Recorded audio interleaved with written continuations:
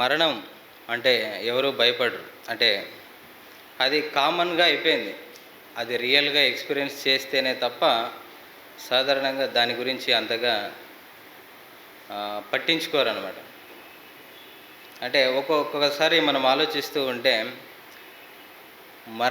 మరణానికి కూడా నేను చావుకు కూడా భయపడను అనే మాటలు పలుకుతూ ఉంటారు. చూస్తూ ఉంటాం మనం కూడా. చావంటే లెక్కలేదు, చావంటే భయం లేదు అన్నట్టుగా మాట్లాడుతూ ఉంటారు. అయితే ఈ ప్రపంచంలో చావుకు భయపడిన వాడు ఉండొచ్చు. కానీ నువ్వు పాపం చేసావు అని అంటే మాత్రం భయపడిపోతాడు. అది మనం చరిత్రలో చూసుకున్నాం. అంటే చాలా వరకు భక్తుల జీవితాల్లో కూడా అవన్నీ ఎదురయ్యాయి. అంటే త్వరగా ఒప్పుకొనని పరిస్థితి అన్నమాట. పాపం చేశావు లేదా పాపము చేశాను అని చేసిన అతిక్రమణను బట్టి దాన్ని ఒప్పుకోవడం అనేది అదొక సాహసం అయిపోతుంది మనిషికి. ఎంత ధైర్యవంతుడైనా నేను తప్పు చేశాను అంటే మాత్రం ఒప్పుకునేటువంటి పరిస్థితి కనపడదు. అది శరీరానికి ఉన్నటువంటి నైజం. అయితే దేవుడు ఈ విషయంలో నిన్న కూడా మనం చాలా వరకు అన్నవాళ్ళు కూడా ఈ విషయాలే చెప్పారు. దాన్ని కంటిన్యూషన్గా చెప్పాలని ఆశపడుతున్నాను నేను కూడా. సాధారణంగా పాపం అంటే ఏంటి చెప్పండి? అందరికీ తెలిసిన విషయమే కదా. ఆజ్ఞ అతిక్రమమే పాపం. అంటే పాపం అంటే ఏంటి అని చెప్పి అడిగితే మాత్రం ఫస్ట్ వచ్చేటువంటి ఆన్సరే ఆజ్ఞ అతిక్రమమే పాపం. అయితే సకల దుర్నీతి పాపం అని ఉంది, విశ్వాస మూలము కానిదేదో అది పాపం అని ఉంది, మేలైనది చేయనెరిగో అలాగూ చేయని వానికి పాపం కలుగుతుందని ఉంది. వీటన్నిటితో పోలిస్తే మొదటి సమాధానం ఏది చెప్తారు సాధారణంగా? ఆజ్ఞ అతిక్రమమే పాపం. అసలు ఎందుకు దీనికి ఇంతగా ప్రియారిటీ? ఎందుకు ఇంతగా మనం ప్రియారిటీ ఇస్తున్నాం ఆజ్ఞ అతిక్రమమే పాపం అనేదానికి? అంటే మ్యాక్సిమం ఇది మన వాడుక భాషలో ప్రతిసారి వినియోగించేసరికి మనం ఆజ్ఞ అతిక్రమం పాపం అనేసి దాన్ని బాగా గుర్తుంచుకొని ఉండిపోయామన్నమాట. అయితే దేవుడు ఈ యొక్క ఆజ్ఞల్ని ఎప్పటి నుండి ఇస్తూ వచ్చాడు? అంటే బైబిల్లో ఆచారాలు, సాంప్రదాయాలు, పద్ధతులు ఉంటాయా? దేవుడు పలికినది ప్రతి మాట ఆజ్ఞయేనా? ఆలోచించండి. ఆచారాలు, సాంప్రదాయాలు పాటించకపోయినా వచ్చే నష్టమేమీ లేదు. అయితే ఆజ్ఞలు పాటించకపోతే దాని పర్యవసానంగా అనుభవించేటువంటి ఏమంటాం దాన్ని, ప్రతీకారంగా మనం దానికి అనుభవించేటువంటి ఏ విషయమైనా చాలా భయంకరంగా ఉంటుంది. అంటే ఎండింగ్ చాలా భయంకరంగా ఉంటుంది అన్నమాట. అయితే ఇప్పుడు ఆలోచిద్దాం. ఆదికాండము 3వ అధ్యాయము 1 నుంచి 6 వచనాల వరకు కంటిన్యూస్గా చదవండి. ప్రియులరా, ఈ సందర్భం అందరికీ తెలిసినటువంటి విషయమే. అయితే ఇక్కడ దేవుడు అంటే ఆదము హవ్వలు ఆజ్ఞను అతిక్రమించక మునుపు ఆజ్ఞ ఇచ్చాడా లేదా అనేది చాలా ఇంపార్టెంట్. ఓకేనా? అంటే పొరపాటున తిని అది తినకుండా ఉండాల్సింది, అది నా ఆజ్ఞ అని చెప్పడు దేవుడు. ముందు ఆజ్ఞ ఇస్తాడు, దాని తర్వాత మీరు తింటే ఏం జరుగుతుంది, తినకపోతే ఏం జరుగుతుంది అన్నటువంటి విషయాలు చెప్పి మనకే స్వాతంత్రాన్ని ఇస్తాడు దేవుడు. అయితే ఇక్కడ మనం ఆలోచించాల్సినటువంటి విషయం ఏంటంటే, హవ్వ కరెక్ట్గానే అర్థం చేసుకుంది. దేవుడు తినవద్దు అన్న చెప్పి ఆ ఆ వృక్ష ఫలాలని తినొద్దని చెప్పాడు అని క్లియర్గానే అర్థం చేసుకుంది. అయితే మనల్ని ఆజ్ఞను అతిక్రమింపజేయడానికి సాతాను వేస్తున్నటువంటి కుట్ర మనకు తెలియాలి ఇక్కడ. ఓకే, ఎందుకంటే మనం ఎంత క్లియర్గా ఉన్నా దానికి పైన మసాలా యాడ్ చేసి మనల్ని మభ్యపెట్టి ఆజ్ఞను అతిక్రమింపజేసేలా చేసేది సాతాను. కనుక ఇక్కడ అంటుంది, సాతాను ఏమంటుంది? మీరు చావనే. ఇది ఫస్ట్ పాయింట్, ఇది ఫస్ట్ అబద్ధం. అందుకనే అపవాదికి ఉన్నటువంటి బిరుదు ఏంటంటే వాడు అబద్ధికుడు, అబద్ధమునకు జనకుడు. అంటే ప్రారంభం నుండి వాడు నోరు తెరిస్తే అబద్ధం. ఇది చాలా అబద్ధం, ఏది నిజం, ఏది సత్యము, ఏది అబద్ధమని పసిగట్టే లెవెల్లో ప్రతి క్రైస్తవుడు ఉండాలి. ఇక్కడ సర్పము పలుకుతున్నటువంటి మొదటి అబద్ధం, మీరు చావనే చావరు. తర్వాత ఏమంటున్నాడు? ఏలయనగా మీరు వాటిని తినిదినమున మీ కన్నులు తెరవబడుననియు మీరు మంచి చెడ్డలను ఎరిగిన వారై దేవతల వలె ఉందురనియు దేవునికి తెలియనని స్త్రీతో చెప్పగా. ఇందులోని ఇంకొక మాట ఏది? మీరు దేవతల వలె. సత్యం చెప్పినట్టే చెప్పి అందులోని అసత్యాన్ని యాడ్ చేయడం అన్నమాట. ఆ మాటలకు ఆ స్త్రీ ఏం చేసింది? ఆ స్త్రీ ఆ వృక్షమునకు మంచిది, ఆ వృక్షము ఆహారమునకు మంచిదియు కన్నులకు అందమైనదియు వివేకమిచ్చు రమ్యమైనదినై ఉండుట చూచినప్పుడు ఆమె దాని ఫలములలో కొన్ని తీసుకొని తిని తనతో పాటు తన భర్తకును ఇచ్చాను, అతడు కూడా తినేను. చూసారా? అంటే మనల్ని ఆజ్ఞను అతిక్రమింపజేయడానికి. ఇప్పుడు మనం ఆలోచిస్తే 2వ అధ్యాయంలో ఉన్నటువంటి మాటను ఒకసారి చదువుకుందాం. 16వ వచనం. ఇక్కడ దేవుడు ఆజ్ఞ ఇచ్చాడు తినకూడదు అని. అపవాది ఏం చేసింది? ఆజ్ఞను అతిక్రమించేలా చేసింది. అంటే ఇక్కడ ఎవరి మాటలు డామినేట్ చేశాయని మనకు అర్థమవుతుంది?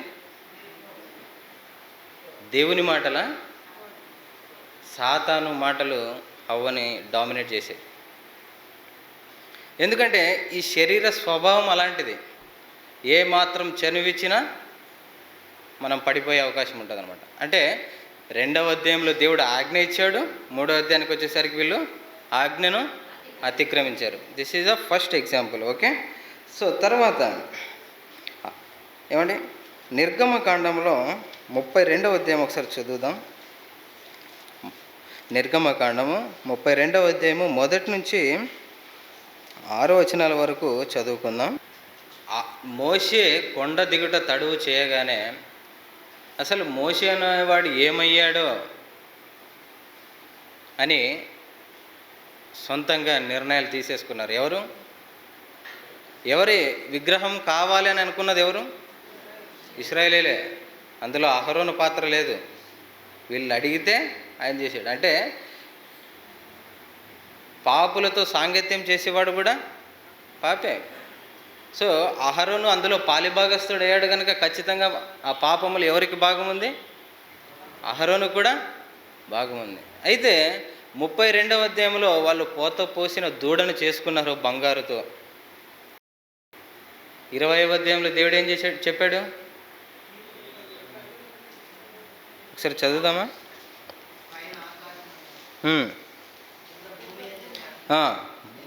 భూమి క్రింద నీళ్ళయిందే కానీ ఉండు దేని రూపమునైనను విగ్రహమునైనను నీవు చేసుకొనకూడదు, వాటికి సాగిలపడకూడదు, వాటిని పూజించకూడదు. చూసారా? దేవుడు ఏదైతే ఆజ్ఞ ఇస్తున్నాడో దానిని అంతటినీ అతిక్రమించుకుంటూ వస్తున్నాడు. అంటే ఇంకొక విషయం మనము ఆలోచిద్దాం. లేవియ ఖండంలో కూడా ఒక సందర్భం ఉంటుంది, అది చాలా ఆశ్చర్యానికి గురి చేస్తుంది అనమాట. అంటే దేవుని యొక్క నీతి ఎంత గొప్పదో మనకు తెలియజేయడానికే ఇవన్నీ వ్రాయబడ్డాయి కనుక మనం జాగ్రత్తగా ఆలోచిద్దాం. లేవియ ఖండం 10వ అధ్యాయము 1-2 వచనాలు చదువుదాం. ఇక్కడ అహరోను ఎవరు ఇంతకీ? అహరోన్ ఎవరు? What is the designation of Aaron? యాజకుడు కదా, యాజకుడు. ఈ యాజకుని కుమారులు ఎవరు? నాదాబు, అబీహులు. ఈ ఇద్దరు కూడా ఏం చేశారంట? తమ తమ ధూపార్తులను తీసుకొని వాటిలో నిప్పులుంచి వాటి మీద ధూప ద్రవ్యమేసి యెహోవా తమకు ఆజ్ఞాపింపని వేరొక అగ్నిని, అక్కడ అండర్లైన్ చేసుకోవాలి మీరు. యెహోవా తమకు ఆజ్ఞాపింపని వేరొక అగ్నిని ఆయన సన్నిధికి తేగా. చూసారా? అంటే మాటే కాదు, మనం వస్తు రూపకములో ఏది చెయ్యకపోయినా అది ఆజ్ఞ అతిక్రమం. అగ్ని ఏంటండి? ఏదైతేనేమో అగ్గి, పేపర్తో మంట పెట్టినా అగ్నే, ప్లాస్టిక్ కవర్తో మంట పెట్టినా అగ్నినే. ఏం పెద్ద తేడా కనిపించదు మన మానవ నీతితో ఆలోచిస్తే. కానీ దేవుడు అంటున్నాడు, అంటే అహరోను కుమారులైన అబీహులు, నాదాబు ఎంత, అది మన ఆలోచనలకి అదేం పెద్ద పాపంలాగా కనపడదు, ఆజ్ఞ అతిక్రమంలాగా కూడా కనపడదు. కానీ దేవునికి అది ఎలా కనిపిస్తుంది?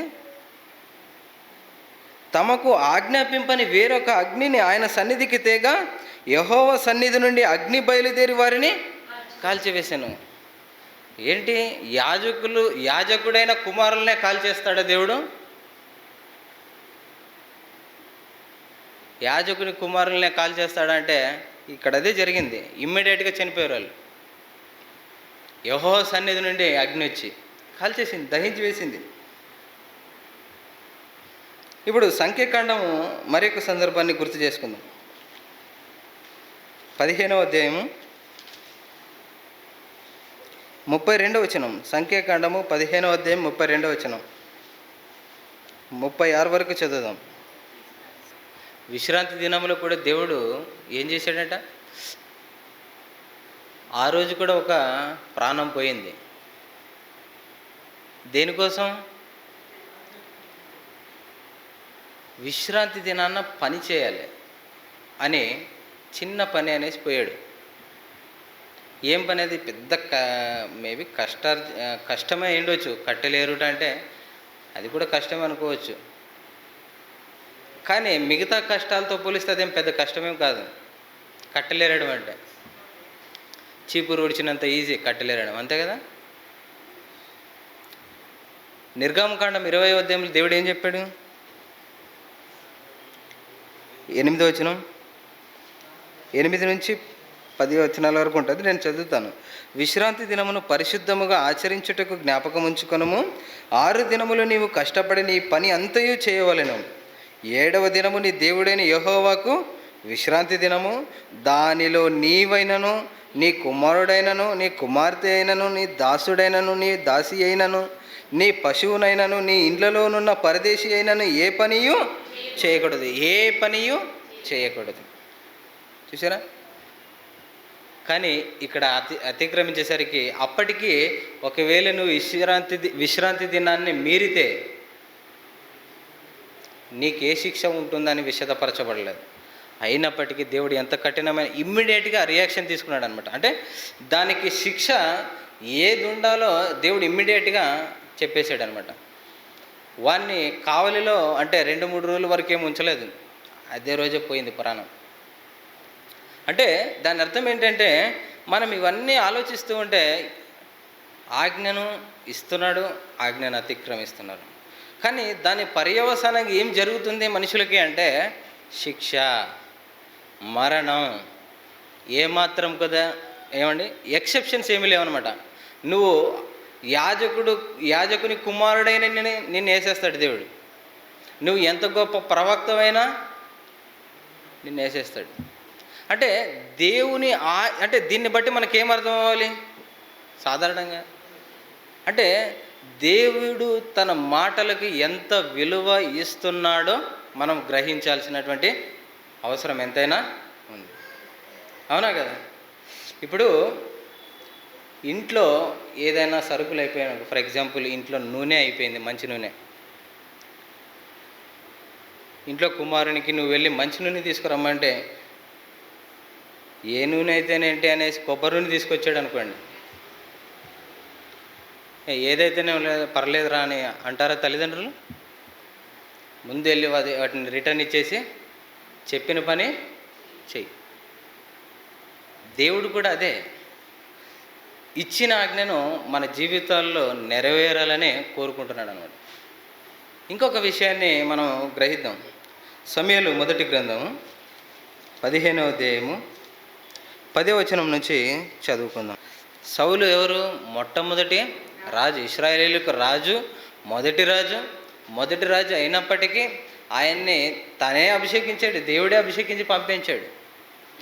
ఎవరు ఎన్నుకున్నారు సౌలు కావాలని? ఇశ్రాయేలీలు కాదు, కేవలం ఇశ్రాయేలీలో రాజు కావాలన్నారు అంతే. కానీ సెలక్షన్ ఎవరిది? దేవునిదే. ఎక్కడో గాడిదలు పోగొట్టుపోతే వాటిని వెతికి తీసుకెళ్దామని పోయిన వాడిని దేవుడు ఏం చేశాడంటే సమూయేలు ద్వారా రాజుగా అభిషేకించి పంపించాడు. అలాంటి వాడు సౌలు.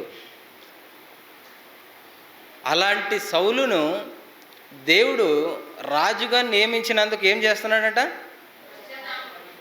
అంటే విచారిస్తున్నాడు. అంటే సంతాపం, అంటే నిన్ను ఎన్నుకున్నందుకు నాకు ఇది జరిగింది అని దేవుడు బాధపడుతున్నాడు హృదయంలో. ఏం చేశాడయ్యా అంటే, ఏం చేశాడు దేవుడు? ఏం చెప్పాడు? ఎందుకు బాధపడాల్సి వచ్చింది అంటే 15వ అధ్యాయము 3వ వచనం, 15వ అధ్యాయం 3వ వచనం చదువు. అదే సమూయేలు మొదటి గ్రంథము 15వ అధ్యాయము 3వ వచనము. కాబట్టి నీవు పోయి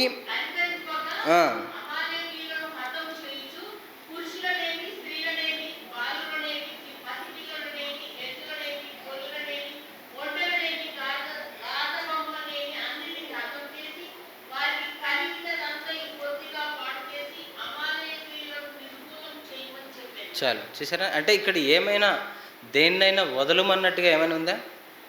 పసిపిల్లల్ని సహితం మొదలుకొని వారికి కలిగినదంతా సమస్తం ధ్వంసం చేయమని దేవుడు ఆజ్ఞ ఇచ్చాడు. అయితే సౌలు అయితే ఆ ఆజ్ఞ గుర్తు ఉంది ఆయనకి. సౌలుకు జ్ఞాపకం ఉంది. దేవుడు ఏ ఆజ్ఞ ఇచ్చాడో సౌలుకు జ్ఞాపకం ఉన్నా ఇక్కడ మీడియేటర్స్ ఉన్నారు. ఈ మధ్యవర్తులు ఎంతటి మేధావులు అంటే దేవుని ఆజ్ఞను సహితము అతిక్రమించేలా అడ్వైజ్ ఇచ్చారనమాట. ఏం అడ్వైజ్ అది? ఒకసారి చదువుదాం. 8వ వచనం.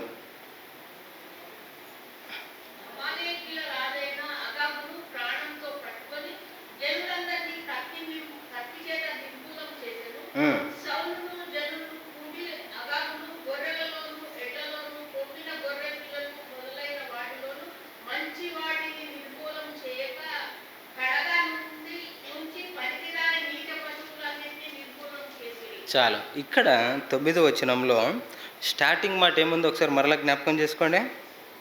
సౌలును జనులను కూడి. అంటే ఎవరి ఐడియా ఇది? సౌలును జనులను. ఇప్పుడు ఈ సౌలు ఏమంటున్నాడో తెలుసా? సౌలు ఏమంటున్నాడో తెలుసా? ఇక్కడ మనం ఆలోచిస్తూ ఉంటే 21వ వచనం చదువుదాం. అదే అధ్యాయం. ఎవరు మెయిన్ పాత్ర ఎవరిది దాంట్లో?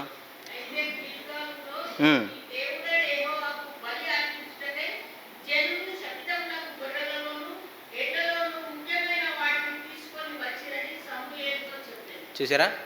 ఎవరిదంటే ఆ పాత్ర? జనులది. జనులు ఎంత బెస్ట్ ఐడియా ఇచ్చారనంటే తన రాజుగా ఉన్నటువంటి అధికారాన్ని పోయేలాగా, అప్పటి వరకు రాని దురాత్మ వచ్చేలాగా ఇంత బెస్ట్ ఐడియా ఇచ్చారనమాట సౌలు జీవితంలో. సౌలు మర్చిపోలేడు అంత బెస్ట్ ఐడియా జనుల ద్వారా వచ్చింది. ఏమండి? ఈ ఆజ్ఞనే అతిక్రమించేలా అడ్వైజ్ ఇచ్చారు. దానికి పర్యవసానంగా ఎంత అంటే తన జీవితంలో నెమ్మది లేకుండా పోయింది సౌలుకి. గనుక మనము దేవుని ఆజ్ఞలను నెరవేర్చే విషయంలో అడ్వైజులు ఇచ్చే వాళ్ళ పట్ల కూడా మనం జాగ్రత్త ఉండాలి. అంటే శోధకుడు, ఆ అపవాది చెప్పేటువంటి అబద్ధాలు కల్పితాల పట్ల జాగ్రత్త ఉండాలి. అడ్వైజులు ఇస్తున్నాడు కదా అనేసి అన్నీ నమ్మేసి మనం పోయినా ప్రాబ్లమే. మనకు దేవుని ఆజ్ఞనే ప్రాముఖ్యంగా గుర్తుండిపోవాలన్నమాట. కాబట్టి మనం ఆలోచిస్తూ ఉంటే ఈ ఆజ్ఞలన్నిటి పట్ల ఈ ఇశ్రాయేలీయులకి ఇమ్మీడియట్గా రియాక్షన్ జరిగింది. దాని పట్ల వాళ్ళు శిక్షలు అనుభవించుకుంటూ వచ్చారు. అంటే ఇవన్నీ కూడా దేవుడు అందుకనే రోమపత్రికలు అంటున్నాడు 3వ అధ్యాయం 23వ వచనంలో, ఏ భేదమును లేదు, అందరూ పాపము చేసి. అందరూ అంటే ఎవరు? అందులో ప్రవక్తలు కూడా ఉన్నారు, యాజకులు కూడా ఉన్నారు, యూదులు మేము దేవుని చేత ఏర్పరచబడిన వాళ్ళమని ఇశ్రాయేలులు చెప్పుకున్నటువంటి వారు కూడా ఉన్నారు. అందరూ పాపము చేసి దేవుడు అనుగ్రహించి మహిమను పొందలేకపోతున్నారు అంటున్నాడు. అంటే మరి ఇచ్చినటువంటి ఆజ్ఞలు వాళ్ళు నెరవేర్చలేదు అని అంటే దాని అర్థం ఏంటి? ఏమండి, ఇచ్చినటువంటి ఆజ్ఞలను నెరవేర్చలేదంటే దాని అర్థం ఏంటి? ఒకసారి మనం ఆలోచిస్తూ ఉంటే దానియేలు గ్రంథంలో కూడా ఒక మాట చూసుకొని ముందుకు వెళ్ళిపోదాం. దానియేలు గ్రంథంలో దానియేలు ఒక మాట అంటున్నాడు. 9వ అధ్యాయము 8వ వచనం నుంచి 10 వచనాల వరకు చదువుకుందాం. మా పితరులు కానీ, మా అధిపతులు కానీ, మా రాజులు కానీ, మాకు ముందున్నటువంటి తరాలందరూ కూడా మీ ఆజ్ఞలను వినకుండా పెడచెవిన పెట్టి మీ ఆజ్ఞలను అతిక్రమించాము దేవా, అయితే నువ్వు కృప క్షమాపణలు కలిగిన దేవుడు. అంటే దానియేలు హృదయంలో పశ్చాత్తాప హృదయం కనబడుతుంది. గనుక మనం ఆలోచిస్తూ ఉంటే ఇవన్నీ కూడా ఇశ్రాయేలీయులు నెరవేర్చకపోయేసరికి వారికి ఎలా కనబడ్డాయంటే ఈ ఆజ్ఞలు చాలా భారమైనవిగా కనబడ్డాయి. అన్ని 10 ఆజ్ఞలు ఉన్నాయి. 10 ఆజ్ఞలతో పాటు కట్టడలు కూడా ఉన్నాయి. కట్టడలు వేరు, విధులు వేరు, ఆజ్ఞలు వేరు. అయితే వీటన్నిటి విషయంలో ఏదో ఒక విషయంలో తప్పిపోయేసరికి యాకోబు పత్రికలో ఒక మాట అంటున్నాడు దేవుడు. 2వ అధ్యాయము 10వ వచనం,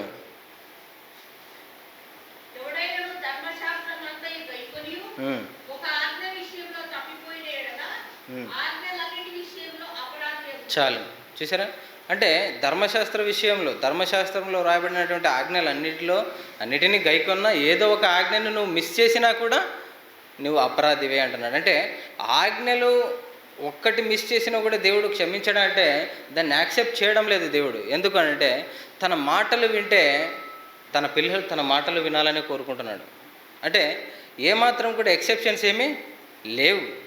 మరి ఇశ్రాయేలీయులకి ఎందుకు అంత భారంగా కనపడ్డాయి? ఎందుకు వాటిని నెరవేర్చలేకపోయారు? కారణం ఏంటి అంటే మనం ఆలోచిస్తూ ఉంటే ఈ ఇశ్రాయేలీయుల్లో కూడా ఒక భక్తుడు కనిపిస్తాడు. దేవుని ఆజ్ఞలు చాలా ఇష్టమంట ఆయనకి. కీర్తన 119వ కీర్తన 127వ వచనం చదువుకుందాం. 119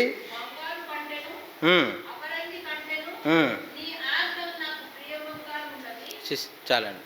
ఏమంట? బంగారు కంటేను అపరంజి కంటేను నీ ఆజ్ఞలు నాకు ప్రియము అంట. అంటే దేవుని ఆజ్ఞలు నాకు ప్రియము అంటున్నాడు. అంతకుముందు ఎవరైనా భక్తులు ఆ మాటలు చెప్పినట్టుగా మనకు కనబడుతున్నాయా? కనపడవు. కానీ దావీదు దేవుని ఆజ్ఞలను ఎలా ఏర్పాటు చేసుకున్నాడు, వాటిని ఎలా ఏం చేయడం అంటే ప్రియమైనవి. తర్వాత ఇంకొక మాట కూడా ఉంటుంది, అది ఇదే అధ్యాయంలోనే 143వ వచనం చదువుదాం.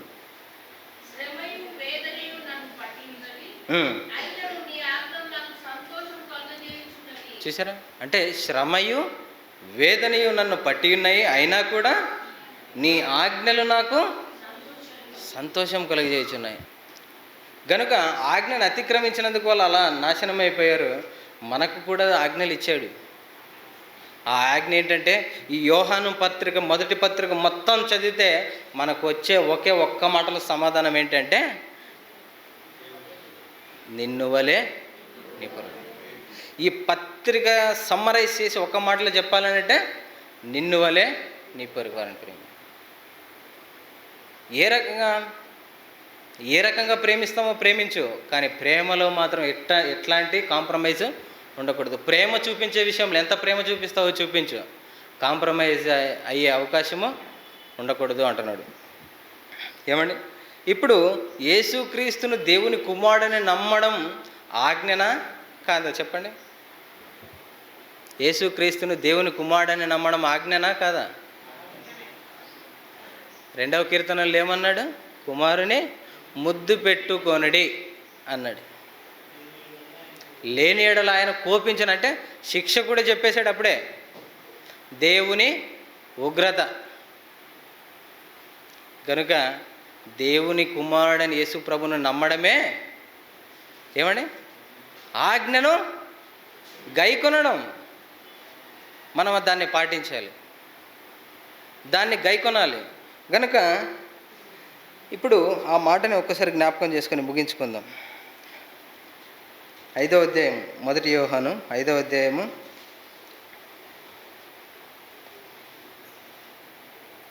3వ వచనం. మనం ఆయన ఆజ్ఞలను గైకొనుటయే దేవుని ప్రేమించుట. ఆయన ఆజ్ఞలు భారమైనవి కావు. చూసారా? దేవుని ఆజ్ఞలు భారమైనవి కాదు, ఇశ్రాయేలీలకు ఇచ్చినటువంటి ఆజ్ఞలు లాంటివి కాదు. మనకి అన్నిటినీ జయించగలిగేటువంటి శక్తిని మనకిచ్చాడు. ఎలా? ఆజ్ఞలను గైకొనడం సాధ్యమేనా అంటే సాధ్యమే. ఎలా? తన కుమారుని ఆత్మను మనకు ఇచ్చేశాడు. పరిశుద్ధాత్మ దత్తపుత్రాత్మ ఎందుకయ్యాడు తెలుసా? పరిశుద్ధాత్మ దత్తపుత్రుడు ఎలా అయ్యాడు? ఎందుకు అయ్యాడు? మనము దారి తప్పిపోయాము కనుక దేవుడు పరిశుద్ధాత్మను దత్తపుత్రుడిగా మనకు అనుగ్రహించాడు. మనను బట్టి దత్తపుత్రాత్మ అయింది. మరలా మనం దారి తప్పిపోతే, ఆయన ఆజ్ఞల్ని విడిచిపెట్టి మరలా పోదు, ఏమండి, మనకిష్టమైన త్రోవకు తొలగిపోతే మరలా దేవుని ఉగ్రత వస్తుంది. కనుక ఆజ్ఞ అతిక్రమమే పాపము. కనుక ఈ యొక్క మాటలు విన్నటువంటి మీరు ఆలోచించండి. మనం ఏ విషయంలోనూ తప్పిపోకుండా ప్రతి ఆజ్ఞను గైకొనే విషయంలో చాలా అలర్ట్గా ఉండాలని కోరుకుంటూ ఈ యొక్క మాటలు ముగిస్తున్నాను. ప్రార్థన చేసుకుందాం. మమ్మల్ని మిక్కిలిగా ప్రేమించిన మా కన్నా తండ్రి, మీ యొక్క ఘనమైన, శ్రేష్టమైన, అత్యున్నతమైన నామానికి వేవేల కృతజ్ఞతాస్తుతులు, స్తోత్రాలు చెల్లిస్తూ నాయన, మీ యొక్క ఆజ్ఞలను గైకొనే విషయంలో మీరు ఎంత నాయనా ప్రియారిటీ ఇస్తున్నారో నాయనా, మీ యొక్క విషయాలు మాకు తెలియపరిచినందుకు మీకు కృతజ్ఞతాస్తుతులు, స్తోత్రాలు చెల్లిస్తూ నేను ముందున్న సమయాన్ని మీ చేతులకు అప్పగిస్తూ మా ప్రభువైన క్రీస్తు పేరట ఈ ప్రార్థన మీకు సమర్పిస్తున్నాం మా కన్న తండ్రి. ఆమేన్.